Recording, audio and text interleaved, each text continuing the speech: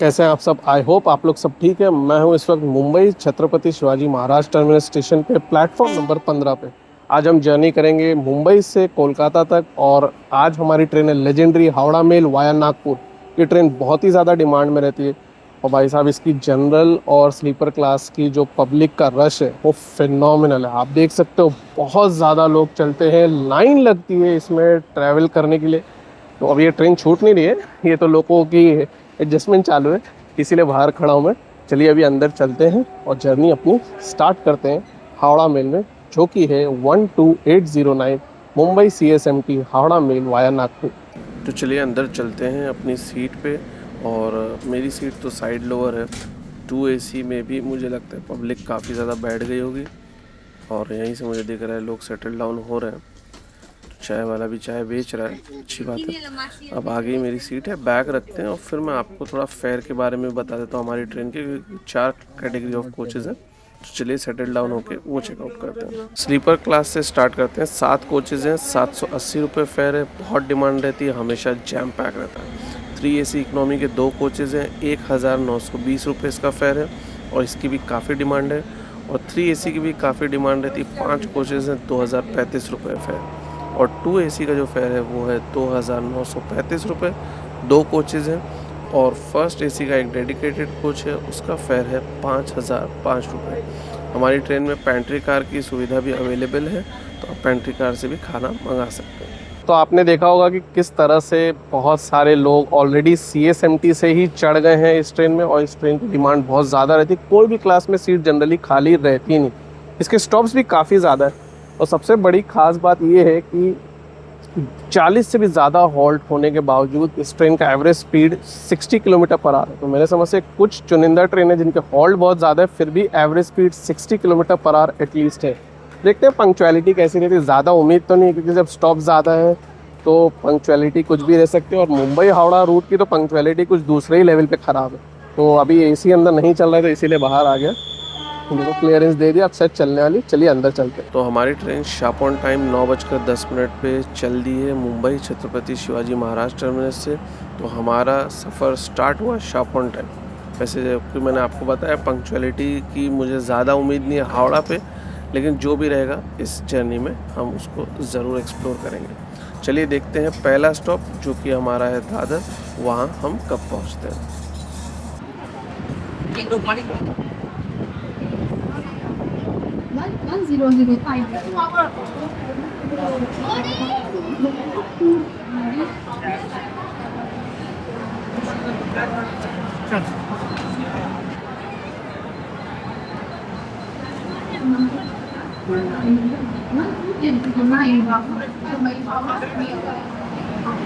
तो अभी हमारी ट्रेन दादर पहुंची 9:25 पे और बेडिंग दी जा रही है। वो तो ऑब्वियसली बहुत सारी ट्रेनों में दी जा रही है, तो AC2 टियर है तो इसमें मिल रहा है। लेकिन इंटरेस्टिंग बात ये भी है कि आपको हैंड होल्ड मांगने की झंझट है ही नहीं। आप देख सकते हो पैकिंग में ऑलरेडी हैंड टॉवेल है, 2 बेडशीट है और अब ट्रेन का क्लियरेंस हो गया है तो ट्रेन अब चलने वाली है। यहाँ से नेक्स्ट स्टॉप भी थाने है। जैसे कि मैंने बताया स्टॉप्स तो काफ़ी है, तो अभी थाने कल्याण भी रुकेगी।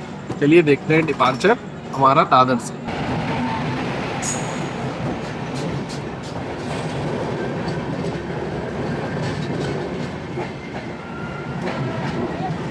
मांडोवी एक्सप्रेस को फूड किंग कहा जाता है और फूड किंग इसलिए कहा जाता है क्योंकि इसका खाना जो पेंट्री कार से मिलता है वो ज़बरदस्त रहता है। प्राइसिंग भी बहुत सही रहती है।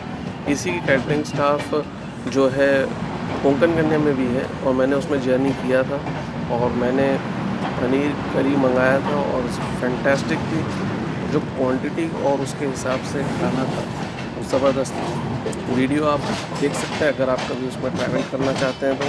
वो जर्नी चैनल पे है और बहुत ही अच्छा खाना था। इसमें भी कभी जर्नी करने की ट्राई करेंगे, लेकिन डिमांड इस ट्रेन की ज़बरदस्त रहती है। तो टिकट जनरली 1-2 महीने पहले तो बहुत मुश्किल से मिलता है क्योंकि almost pretty much full waiting यही सब चलता है। चलिए कुछ इंटरेस्टिंग स्किप्स और क्रॉसिंग्स देखते हैं।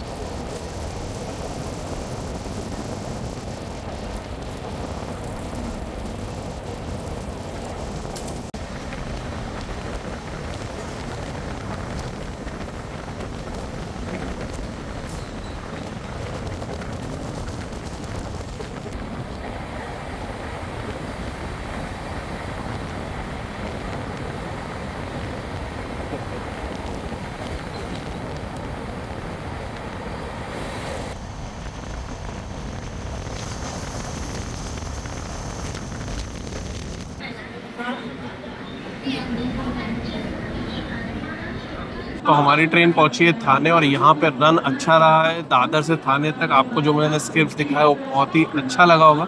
मुझे तो काफ़ी इंटरेस्टिंग लगा, क्योंकि जब मुंबई के अंदर ट्रेन फास्ट स्पीड पे इंपॉर्टेंट स्टेशंस को स्किप करती है तो उसका मज़ा ही अलग रहता है। अब यहाँ से डायरेक्ट रन है कल्याण तक ऑब्वियसली, और देखते हैं हमें साई नगर शिरडी वाली वंदे भारत से मुलाकात होती है नहीं। क्योंकि अभी जो मैंने आपको वंदे भारत एक्सप्रेस दिखाई थी वो आपने पढ़ा होगा, वो मडगांव से CSMT वाली वंदे भारत एक्सप्रेस है।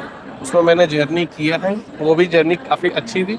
और देखते हैं अब हम कब पहुंचते हैं कल्याण, क्योंकि कई बार थाने से कल्याण के बीच में ट्रेन थोड़ा सा डिले हो जाती है, क्योंकि कल्याण कंजेशन कई बार हो जाता है क्योंकि ट्रैफिक ज़बरदस्त है। One of the basic station भी है। चलिए देखते हैं कब यहाँ से छूटती है और फिर कब पहुंचते हैं हम कल्याण।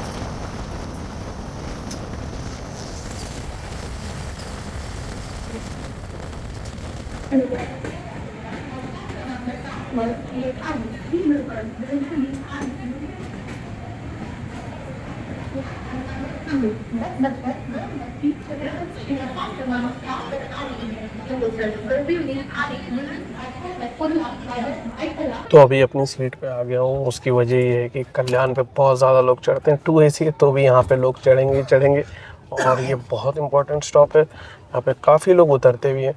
अभी यहाँ से डायरेक्ट स्टॉप तो टेक्निकल है, वो है कसारा पे, क्योंकि बैंकर्स अटैच होते हैं।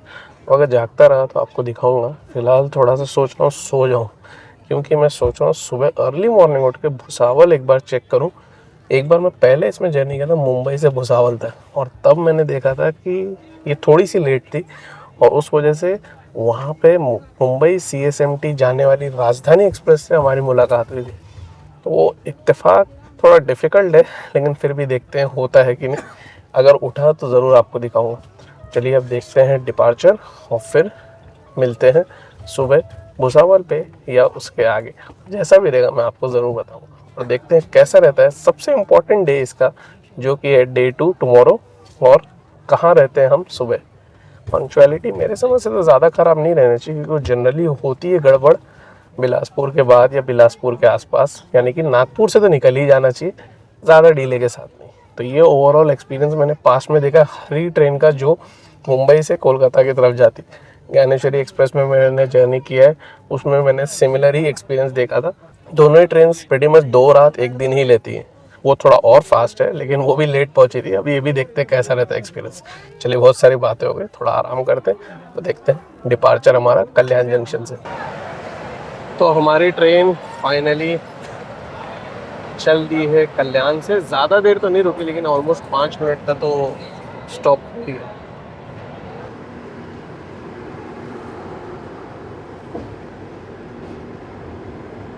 सो वेरी गुड मॉर्निंग, और अभी हमारी ट्रेन मुर्तिज़ापुर से निकली है। आई होप मैंने नाम सही कहा हो। भाई अगर गलती हो जाती है तो इतना नाराज़ मत होइए करिए।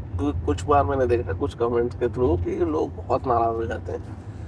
जानबूझ के नहीं गलती होती भाई, कुछ नाम पे हो जाती है गलती। एनीवेज, सुबह उठा था और भुसावल भी कैप्चर किया था, और भुसावल पे हमारी ट्रेन ऑलमोस्ट टाइम पे थी। 4:15 को पहुंच गई थी। ट्रैक भी कर रहा था कि भाई राजधानी कहाँ है, तो राजधानी में टाइम पे थी, लेकिन मुझे मालूम था कि अगर ये टाइम पे रहेगी तो राजधानी से मुलाकात नहीं होगी, और वैसे ही हुआ। इसलिए मैं वहाँ पे कोई ऐसी खास बात भी नहीं कर पाया। क्या शायद राजधानी अगर मुलाकात होती तो भी मैं कितना कैप्चर कर पाता क्या पता, क्योंकि मेन लाइन पे फ्रेट खड़ी करके रखे। ये कुछ इवेंट थे भुसावल पे। ट्रेन का रन अभी फ़िलहाल अच्छा है, अभी छोटी है। अभी बदनेरा जंक्शन आएगा, और देखते हैं आगे के स्टॉप्स कैसे रहते हैं। थोड़ा मैं नाश्ता कर लेता हूँ, क्योंकि बहुत सारे स्टॉप्स भी हैं, बहुत कुछ कवर भी करना है। तो चलिए एंजॉय करते हैं आज का दिन, क्योंकि सबसे इम्पोर्टेंट डे है। क्योंकि अगर इसकी एक्चुअल शेड्यूलिंग देखें तो आप रात में बैठेंगे पूरी रात आप आराम करिए, फिर पूरा दिन स्पेंड करिए और फिर पूरी रात पहुँचिए। इसका मैं बेनिफिट भी आपको बाद में बताऊँगा। फिलहाल मैं फटाफट नाश्ता कर लेता हूँ, फिर आगे और भी बातें करेंगे और भी जर्नी एक्सप्लोर करेंगे। छत्रपती शिवाजी महाराज विशेष समय में प्लेटफॉर्म क्रमांक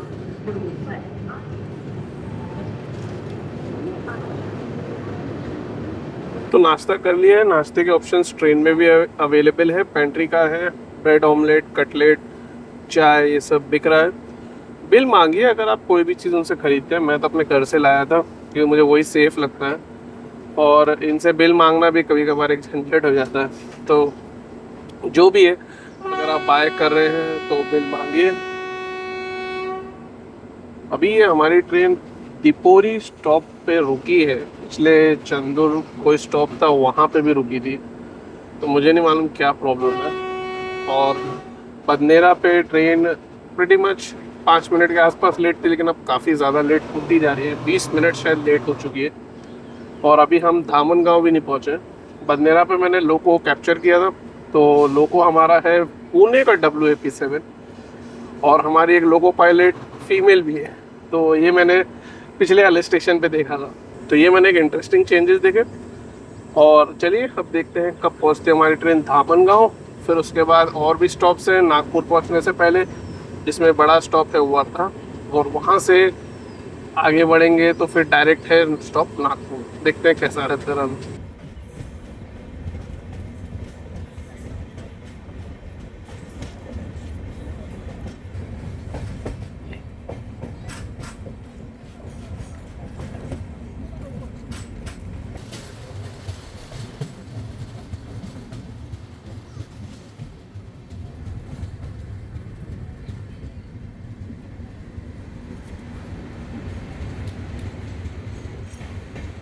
तो अपनी ट्रेन वर्धा पहुंची है 10 बजे के बाद, यानी 10:01 पे। और आपको बता दूं डिले ऑलमोस्ट आधे घंटे का हो गया।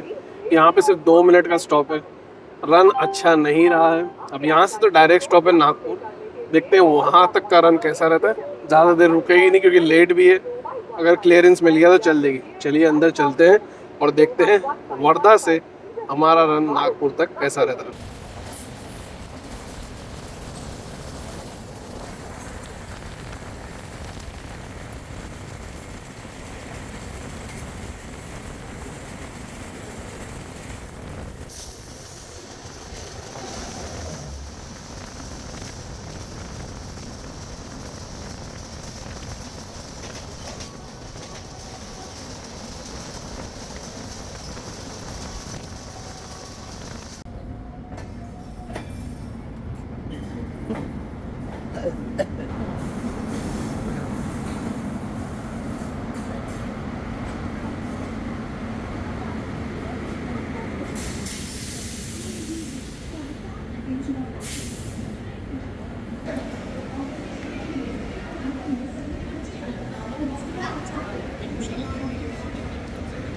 तो अपनी ट्रेन पहुंची है नागपुर 20 मिनट बिफोर टाइम, और अभी भी खड़ी है। 5 मिनट का स्केड्यूल्ड हॉल्ट कंप्लीट करेगी, उसके बाद चलेगी। जब अराइवल पे आपने जो ट्रेन देखी वो थी ग्रैंड ट्रंक एक्सप्रेस, और इसमें मैंने जर्नी किया है, लेकिन तब वो सिर्फ चेन्नई सेंट्रल तक जाती थी।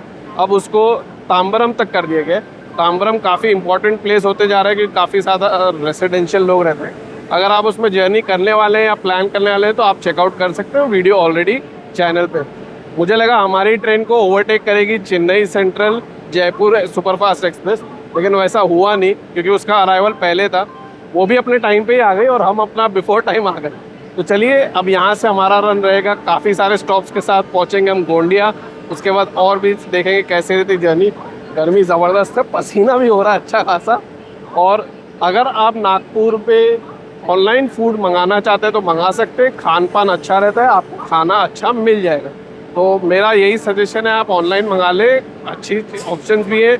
आप अच्छे से कुछ भी चीज़ें जो पसंद है वो मंगा सकते हैं। पेंट्री कार भी फूड दे रहा है, खाना देगा, लेकिन आप बिल ज़रूर मांगे अगर आप उनसे खाना मंगवा रहे हैं। अब देखते हैं हमारा डिपार्चर और जर्नी आगे प्रोसीड करते हैं। अभी तो हमारा डिपार्चर हुआ नहीं है, लेकिन ये ट्रेन डिपार्ट कर रही है जो कि है चेन्नई सेंट्रल जयपुर एक्सप्रेस, जिसका मुझे लग रहा था कि हमें ओवरटेक फेस न करना पड़े।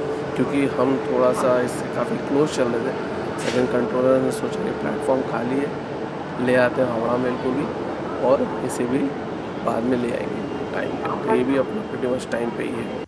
और ये है सिकंदराबाद जाने वाली Danapur Secunderabad express, very high demand train.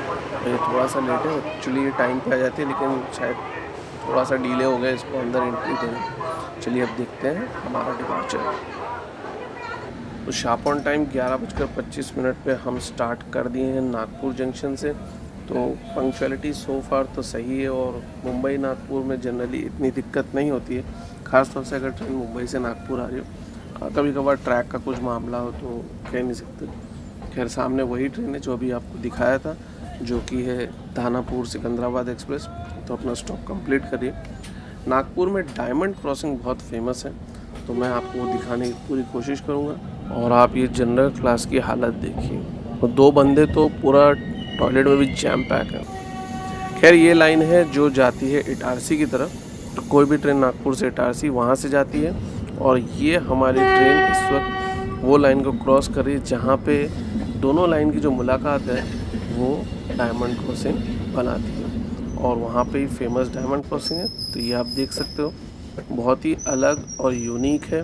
तो ऐसा कुछ लोग कहते हैं कि ऐसी क्रॉसिंग कहीं और पे नहीं है, और इसकी खासियत ये है कि दोनों ट्रैक्स कट किए हुए हैं, तो उतना एक गैप रहता है। बाकी जगहों पे ऐसा जनरली नहीं होता है।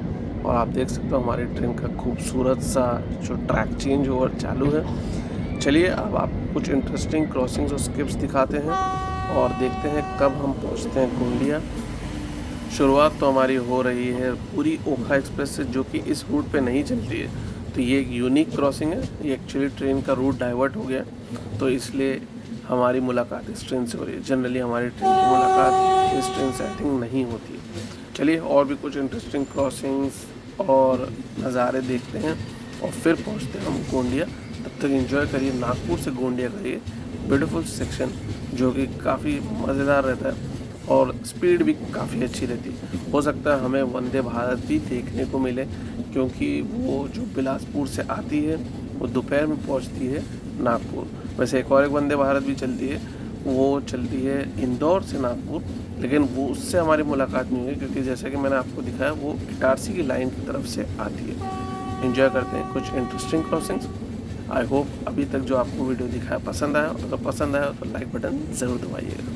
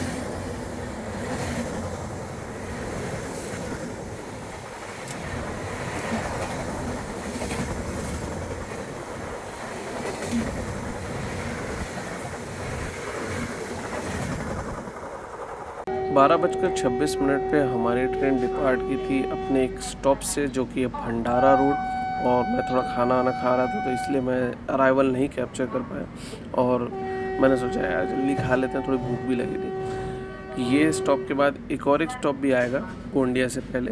तो भाई जैसा कि मैंने आपको पहले बताया कि इसके स्टॉप्स तो अच्छे खासे हैं, तो चलिए देखते हैं इसका अगला स्टॉप जो है गोंदिया से पहले कौन सा है। 12:45 पे हमारी ट्रेन तुमसुर रोड जंक्शन से स्टार्ट हुई है। यहाँ से एक रेलवे लाइन जाती है बालाघाट जंक्शन, जो कि गोंदिया जबलपुर रेलवे लाइन पे आता है, तो इसलिए ये जगह भी जंक्शन कही जाती है। चलिए अब देखते हैं कुछ और इंटरेस्टिंग नज़ारे, और फिर पहुँचते हैं हम गोंदिया, क्योंकि ये 2 स्टॉप्स हैं नागपुर और गोंदिया के बीच में हमारी ट्रेन के।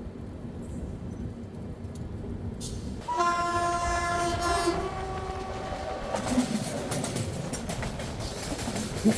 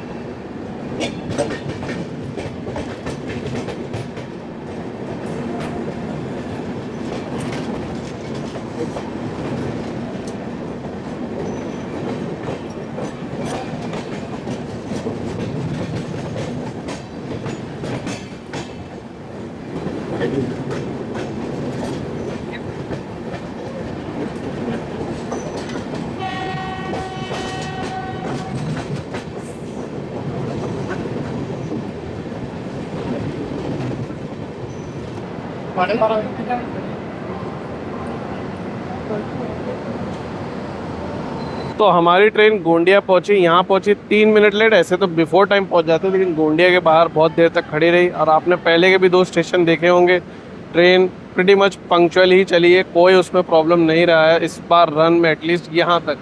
अब यहाँ के बाद कुछ अच्छे घाट सेक्शन देखने को मिलेंगे, तो वो मैं कैप्चर करने की कोशिश करूँगी। गर्मी ज़बरदस्त है, फिर भी ट्राई करते हैं, देखते हैं कैसा रहता है वो घाट सेक्शन। तो चलिए देखते हैं कैसे रहती है आगे की भी पंक्चुअलिटी और आगे का रन। खान पान जैसे कि मैंने बताया आपको पेंट्री कार से भी मिल सकता है, और यहाँ पे भी ऑनलाइन आप ऑर्डर कर सकते हैं, लेकिन बेहतर ऑप्शन मेरे समझ से नागपुर रहेगा। अब देखते हैं आगे का रन और एंजॉय करते हैं घाट सेक्शन। आई होप आपको नागपुर जाने वाली वंदे भारत एक्सप्रेस अच्छी लगी हो। चलिए देखते हैं कब यहाँ से डिपार्चर होता है और कैसा रहता है हमारा आगे का रन।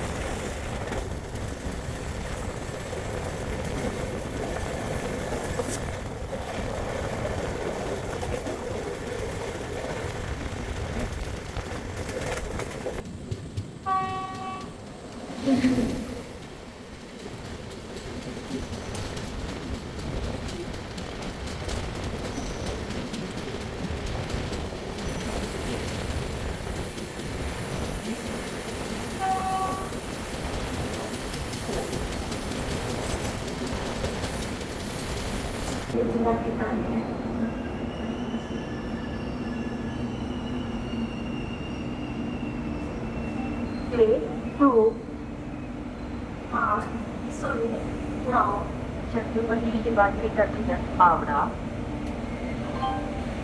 यात्रीगण कृपया ध्यान देवें कि 2, 5 बाहर बहुत गर्म है, और भाई साहब ऐसा लग रहा है कि बाहर 42 44 जैसा टेम्परेचर।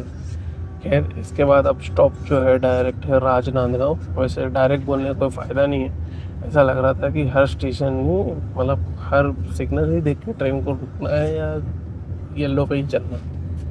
क्या प्रॉब्लम है क्या मालूम। वैसे तो मुझे ज़्यादातर डाउट गिरता है फ्रेट मूवमेंट का ही। एक्सट्रीम में कोल ट्रैफिक है और बहुत ज़्यादा कोल का ट्रांसपोर्टेशन और दूसरी फ्रेट्स भी चलती हैं साथ में, और प्लस पैसेंजर मूवमेंट तो है ही है। अब देखते हैं कब पहुंचती है हमारी ट्रेन राजनांदगांव। हम फिलहाल आ गए हैं छत्तीसगढ़ में, और छत्तीसगढ़ में माइनिंग बहुत होती है भाई, तो इसीलिए फ्रेट मूवमेंट भी बहुत ज़्यादा है। यहाँ बहुत ज़्यादा ज़रूरी है कि ट्रेन मल्टीपल ट्रैक्स हों, और ये एक बहुत ही क्रिटिकल रिक्वायरमेंट है। और अगर मैं आपको बताऊं कि मुंबई से हावड़ा मैंने ये ट्रेन क्यों चूज़ किया, तो उसकी कई वजह में से एक वजह ये भी है कि इस ट्रेन का अराइवल 6 बजे है। चलिए अगर ये थोड़ा लेट भी हो गया, यानी कि 3 घंटा भी लेट हो गया, तो 9 बजे पहुंच जाएगी। मुझे जो काम है दोपहर के बाद है, तो अगर ये 6 घंटा भी लेट हो गए तो 12 बजे पहुंचेगी। मुंबई से हावड़ा चलने वाली जो टोरंटो एक्सप्रेस है, उसको पूछो ही मत भाई, उसका डिले तो कुछ भी है। कितनी बार तो ऐसा देखा गया कि 12-16 घंटे का भी डिले, तो उसका तो ऐसा लगता है टाइम टेबल और ज़्यादा फ्रेट मूवमेंट से क्लैश होता है। तो इसीलिए जो ट्रेन का फ्रेट मूवमेंट से ज़्यादा क्लैश है, वो ट्रेन की तो पंक्चुअलिटी, चाहे वो टोरंटो हो कोई भी हो। हाँ, एक ट्रेन है जिसको कोई भी दिक्कत नहीं होती, चाहे कोई भी मूवमेंट, वो है वंदे भारत एक्सप्रेस। लेकिन अब वो तो भाई नागपुर से बिलासपुर तक की है, मुंबई से हावड़ा तक की तो अभी फ़िलहाल है नहीं। तो जब देखते हैं वो कब होगी अगले साल, ऐसे कभी आगे चल के, क्योंकि 3 AC वाली वंदे भारत एक्सप्रेस भी बन रही है। लेकिन मेरे हिसाब से उससे ज़्यादा इम्पोर्टेंट ज़रूरत है रेलवे के इंफ्रास्ट्रक्चर को इम्प्रोवाइज करने की। मैं ये नहीं कह रहा कि उसकी भी ज़रूरत नहीं, चेंजेस इम्प्रोवाइजेशन की तो ज़रूरत है ही है, लेकिन अगर ये क्रिटिकल इंफ्रास्ट्रक्चर इम्प्रोवाइज हो जाए तो सिर्फ एक वंदे भारत एक्सप्रेस या चंद ट्रेन को बेनिफिट के बजाय सारी ट्रेन को बेनिफिट हो सकता है। तो मल्टीपल ट्रैक स्ट्रक्चर ये सब बहुत ज़रूरी है मेरे हिसाब से, खास तौर से ऐसे रूट्स पे। अब ऐसा रन रहे जैसा आप देख रहे हो तो मज़ा ही अलग रहे, लेकिन भाई ऐसा रन नहीं है, ऊपर से बाहर की गर्मी। और दूसरी एक वजह ये भी थी मुंबई से हावड़ा मेल भाया नागपुर चूज़ करने की, क्योंकि मुझे रिक्वेस्ट भी आई थी, तो मैंने सोचा कि मुझे भी करना था और रिक्वेस्ट भी आ गई है, तो चलिए इसी में जर्नी करते हैं। और अगर आप कोई ट्रेन की रिक्वेस्ट प्लेस करते हैं तो प्लीज़ भाई थोड़ा पेशेंस रखें, क्योंकि 4-4 महीने की बुकिंग होती है। इस ट्रेन की भी जब बुकिंग कर रहा था 3AC इकोनॉमी में तो बहुत कम सीट बची थी भाई, वो सब में तो मिडल बर्थ तो सब लेके कोई फ़ायदा है नहीं। तो इसलिए मैंने सोचा कि 2AC में मिल रही थी तो मैंने ले लिया, वरना तो पता नहीं कब आके पोस्टपोन हो जाता है। तो कुछ ट्रेन्स की डिमांड बहुत ज़्यादा है, वो जो उनकी सीट्स अवेलेबिलिटी है वो बहुत ही जल्दी बुकिंग हो जाती है। तो मैं भी कोशिश करता हूँ जल्दी से बुक कर लूँ, लेकिन हर चीज़ को प्लान करना पड़ता है, तो इसलिए थोड़ा पेशेंस रखिएगा। रिक्वेस्ट भेजिए, मैं नोट डाउन हमेशा कर लेता हूँ, और मैं ज़रूर कोशिश करूँगा कि आपकी बोली हुई ट्रेन को कवर करने की पूरी कोशिश करूँ। और आपसे बस एक ही रिक्वेस्ट है, अगर आपको वीडियो पसंद आए तो लाइक करिए, और कुछ अगर कमेंट हो, सजेशन हो, फीडबैक हो, कोई क्वेश्चन हो तो ज़रूर पूछिए। चलिए तब देखते हैं कब पहुँचता है हमारी ट्रेन राजनांदगांव। तो अब ये फ्रेट ट्रैफिक देखिए क्या ज़बरदस्त है। ऑलरेडी 3 लाइन पे फ्रेट है, और हम इस वक्त राजनांदगांव पहुंच रहे हैं। वो फ्रेट ट्रैफिक भी आपने राजनांदगांव पे ही देखी थी, जो दूसरे साइड से मैंने आपको दिखाया था। काफ़ी इम्पोर्टेंट स्टेशन है। और अब यहाँ से फ्रेट ट्रैफिक का जो धमाल मुझे कहना चाहिए वो स्टार्ट हो जाएगा। यहाँ हम पहुँचे हैं 3:54 पे। इस सेक्शन के काफ़ी सारे स्टेशंस पे आपको वाटर स्प्रे मिलेगा, तो एक अच्छी चीज़ है जो कि गर्मी को काउंटर करने के लिए काफ़ी अच्छा रहता है पैसेंजर्स के लिए।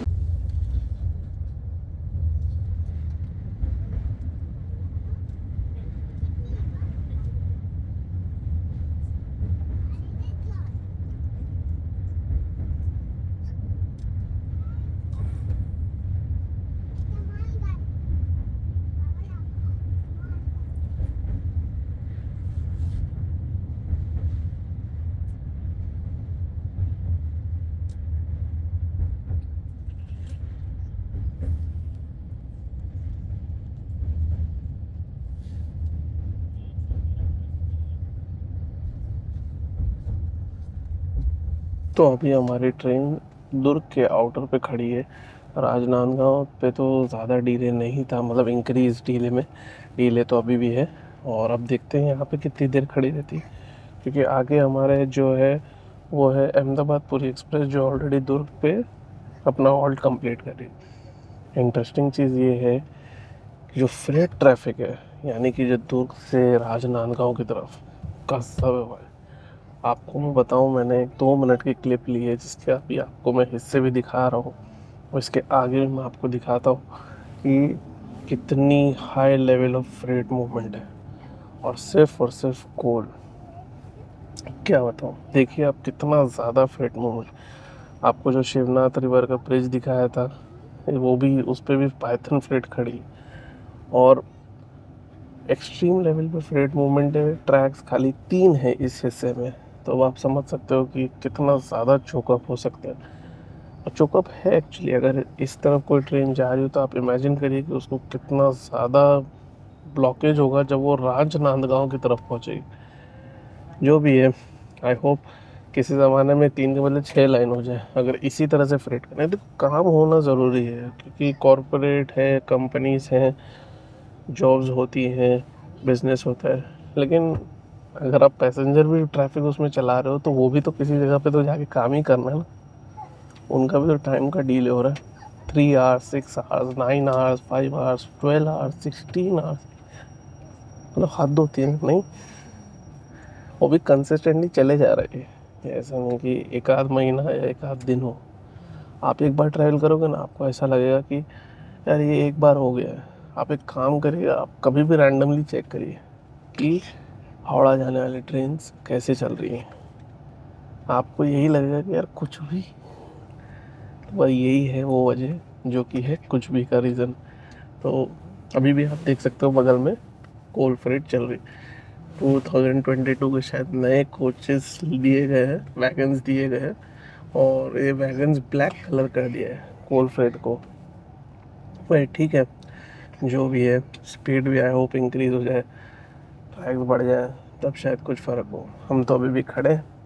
चलिए देखते हैं, अराइवल हमारा दुर्ग पे हो सकता है, हमें बिलासपुर न्यू दिल्ली राजधानी एक्सप्रेस से भी मुलाकात होगी नहीं होगी वो भी एक क्वेश्चन हो जाता है, क्योंकि दोनों तरफ जब फ्रेट हो और ट्रेन को कहीं पे भी लाइन दे दी जाती है तो फिर बगल में अगर फ्रेट है तो कुछ नहीं दिखता। जो भी ये देखते हैं आगे कैसा रहता है। पहले देखते हैं दुर्ग पे अपना अराइवल।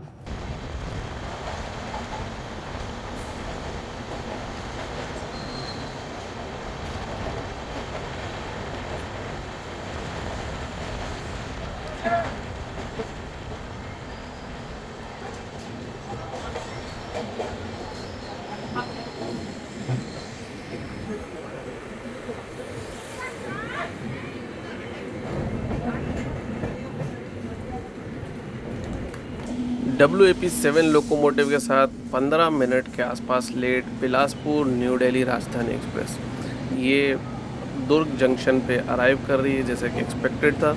और ये जो लोकोमोटिव आपने स्टार्ट में देखा था, ये एक्चुअली 200 यानी कि 200वां लोकोमोटिव था जो DLW ने बनाया था।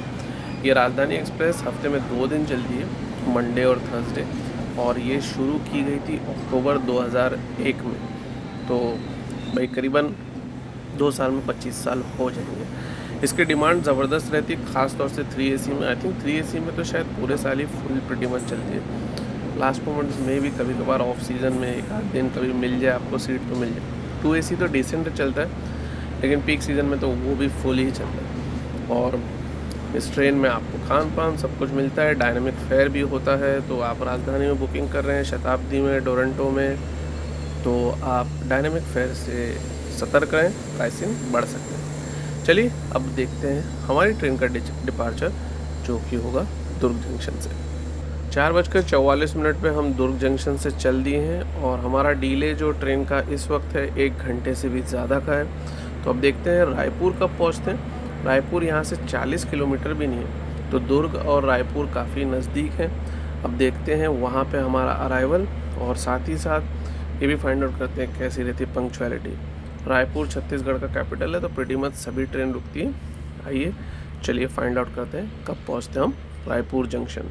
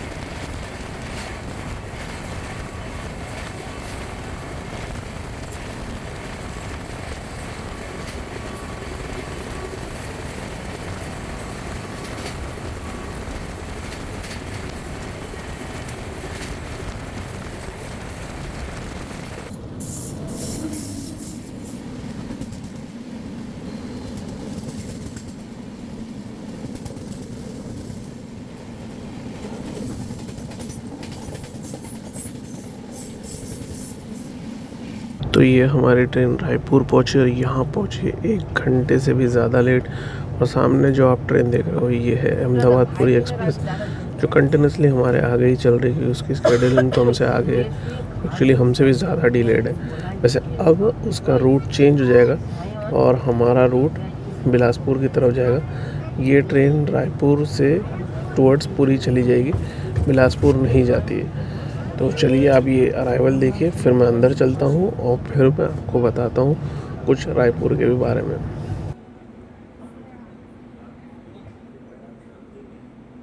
तो रायपुर बहुत ही इम्पोर्टेंट शहर है और मैं थोड़ा सा चीज़ें ढूंढने लगा था बाहर के, कुछ खान पान के लिए अगर इंटरेस्टिंग हो तो स्टॉल्स है, लेकिन मेरा कुछ मन नहीं किया लेने को।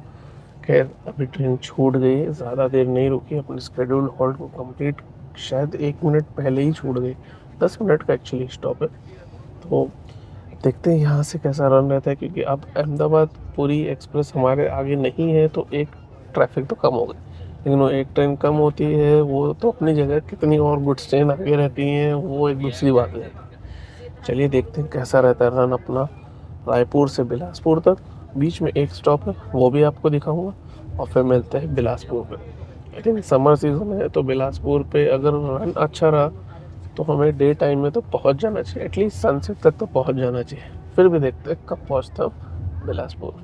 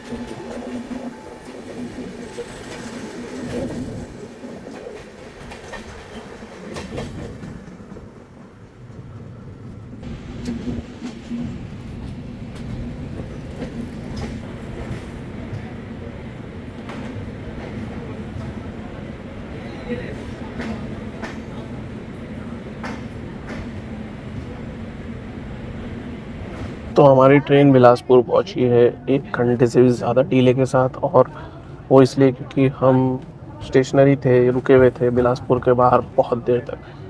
अब ये बहुत ही इंपॉर्टेंट स्टेशन है और यहाँ पे स्टॉप भी अच्छा खासा रहता है और सभी ट्रेन रुकती।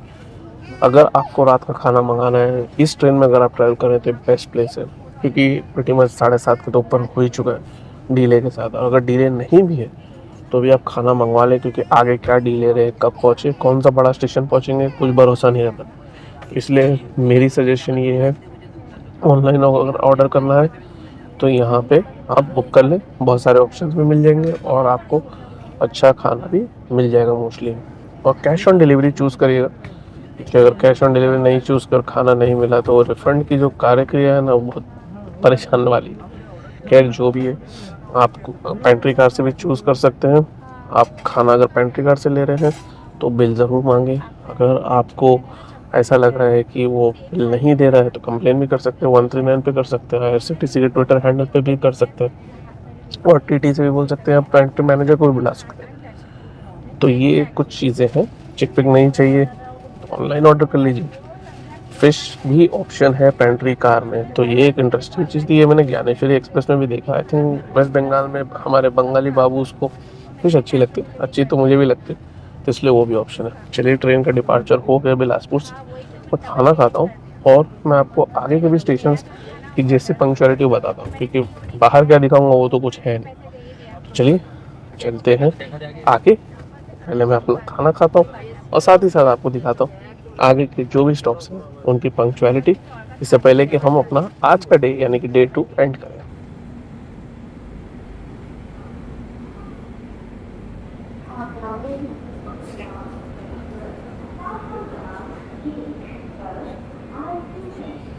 For kind attention of passengers, train number 12809 Mumbai Howrah Mail Superfast Express via Chharsugla Rourkela terminal is coming on platform number 1. तो भाई अभी आपने देखा चंपा में हमारी ट्रेन पहुंची और यहाँ से छूटते छूटते बज गए 9। पता नहीं क्यों सर थोड़ा दुख रहा है काफ़ी देर से, और अभी ये थोड़ा बढ़ते जा रहा है। मुझे लग रहा है शायद थोड़ा ठंडा गर्म हो गया, बाहर बहुत गर्म था दिन में। फिर जो भी था एंजॉयबल डे था, आई होप आपको भी मज़ा है। अभी लेकिन जर्नी बाकी है, देखता हूँ रात में अगर जब भी उठूँगा तो कोई स्टॉप्स अगर रहेंगे, इंपॉर्टेंट स्टॉप्स रहेंगे तो मैं आपको ज़रूर बताऊँगा, क्योंकि अभी तो थोड़े बहुत स्टॉप्स हैं लेकिन एक बार रात हो जाएगी, यानी कि आई थिंक टाटा नगर के बाद ज़्यादा स्टॉप्स नहीं है। तो चलिए जो भी है अब आपके सामने पेश करते हैं बची थोड़ी सी जर्नी जो हमारी है हावड़ा में। Good night for now, see you in the morning, या कोई स्टेशन जो बीच में आएगा उस पर। तो वेरी गुड मॉर्निंग, और हमारी ट्रेन अब खड़गपुर पहुंच गई है और हम 3 घंटे से भी ज़्यादा लेट है। तो ये थोड़ा एक्सपेक्टेड था, जैसे कि मैंने पहले ही कहा कि इस रूट पे भाई डीले होना ही है। तो अब चलिए देखते हैं खड़गपुर से हावड़ा तक अपनी जर्नी कैसे रहती है। अमूमन अगर ट्रेन ऑन टाइम रहे तो आपको इस टाइम तक तो हावड़ा के पास होना चाहिए, वैसे वो तो है नहीं फिलहाल हम अभी खड़गपुर भी नहीं पहुँचे। तो देखते हैं ये रूट, और फिर उसके बाद हम और भी एक्सप्लोर करेंगे। जो भी रहेगा मैं आपको कैप्चर करके दिखाऊंगा। और एक स्टॉप एक्स्ट्रा रहता है खड़गपुर और हावड़ा के बीच में, वो है संतरागछी। बहुत ही इंपॉर्टेंट स्टेशन है, लेकिन वो कोलकाता को ही कैटर करता है। तो चलिए देखते हैं उसका भी अराइवल और भी बहुत कुछ, और फिर पहुंचेंगे हम हावड़ा। मैं उतरने के बाद ही नाश्ता करूंगा, क्योंकि अभी तो अर्ली मॉर्निंग है, 6 के ऊपर ही हुआ है। तो देखते हैं फिलहाल कैसे जाती है अपनी जर्नी डे 3 की जो छोटा सा हिस्सा है।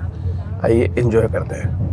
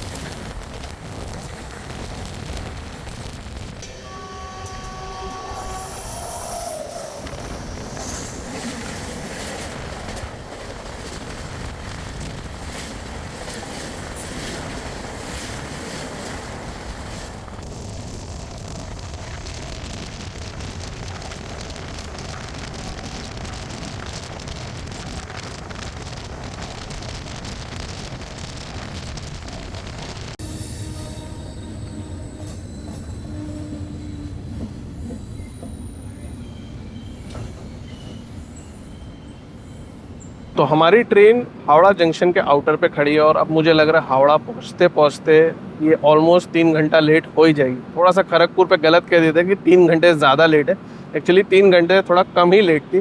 लेकिन संतरागछी पे तो 3 घंटे से ज़्यादा ही लेट हो गई थी, क्योंकि काफ़ी जगहों पे बाद में रुकावट आई थी और अभी भी हम खड़े हैं। खैर, ये थी मेरी जर्नी एक्सपीरियंस। अगर आपका कोई कमिटमेंट है 10 बजे या उससे बाद है तब फिर तो ठीक है, उससे पहले है तो ये ट्रेन सही नहीं है। फिर आप ज्ञानेश्वरी एक्सप्रेस या समरसत्ता एक्सप्रेस से ट्रैवल करें, वो ज़्यादा बेहतर रहेगी, भले वो शालीमार तक जाती। और आप वो वीडियो भी चेक कर सकते हैं जिसमें मैंने ज्ञानेश्वरी एक्सप्रेस में ट्रैवल किया था, आपको पता चल जाएगा। मेरा जर्नी एक्सपीरियंस तो इस ट्रेन में अच्छा था, कंफर्टेबल था, कोई प्रॉब्लम नहीं थी, साफ़ सफाई भी सही थी। फिर भी अगर आपके पास कोई क्वेश्चन हो, कोई फीडबैक हो या कोई सजेशन हो तो कमेंट सेक्शन से ज़रूर बताइएगा। अगर आप नए हैं चैनल पे तो अभी तक देखने के लिए सबसे पहली बात बहुत बहुत धन्यवाद। सब्सक्राइब कर लीजिए, और भी बहुत सारी जर्नी आएगी। अपना ख्याल रखिएगा। पसंद आया हो वीडियो तो लाइक ज़रूर दबाइएगा, और कोई और भी अगर इस ट्रेन में ट्रैवल करने वाला हो तो जर्नी एक्सपीरियंस शेयर कर दीजिएगा। मिलेंगे फिर कोई जर्नी में, तब तक अपना ख्याल रखिए। देखिए हावड़ा जंक्शन पे arrival. Goodbye for now.